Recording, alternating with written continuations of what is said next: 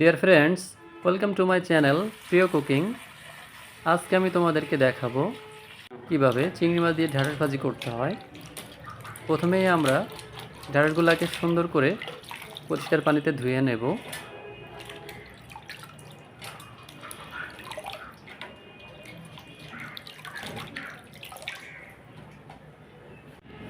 এরপরে ঢ্যাঁড়সগুলা ছোট কুচি কুচি করে কেটে নিব।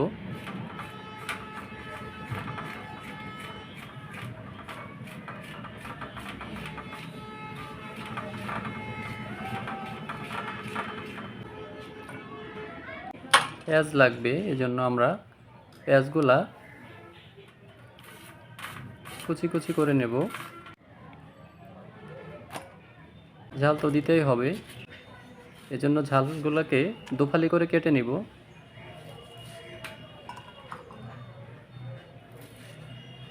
চিংড়ি মাছ কেটে ধুয়ে নেব। পাতিলটা হালকা গরম হলে তেল ঢেলে দিব। তেলটা গরম হয়ে আসলে পেঁয়াজগুলো ওর ভিতরে দিয়ে দেব।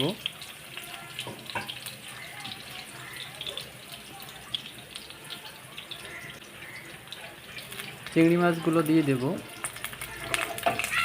নাড়াচাড়া করতে থাকবো।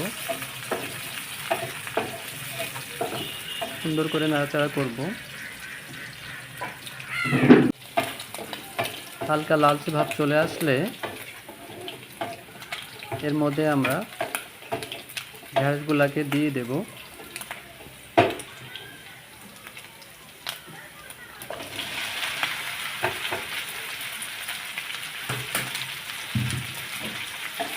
ভালোভাবে মিশিয়ে দেব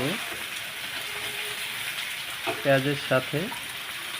সুন্দর করে ঢ্যাঁড়সগুলো মিশিয়ে দেব। এরপর ঝাল দিয়ে দেব, দিয়ে সুন্দর করে মেশাতে থাকবো। পরিমাণ মতো লবণ দিয়ে দেব। খেয়াল রাখবো যেন বেশি পরিমাণে না পড়ে যায়।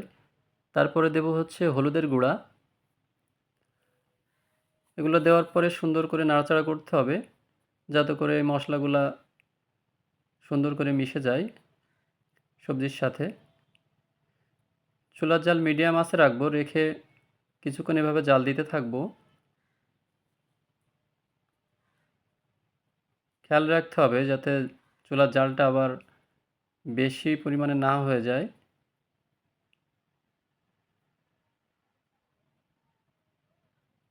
মিডিয়াম আঁচে না রাখলে পুড়ে যেতে পারে। এভাবে কিছুক্ষণ নাড়াচাড়া করতে থাকবো।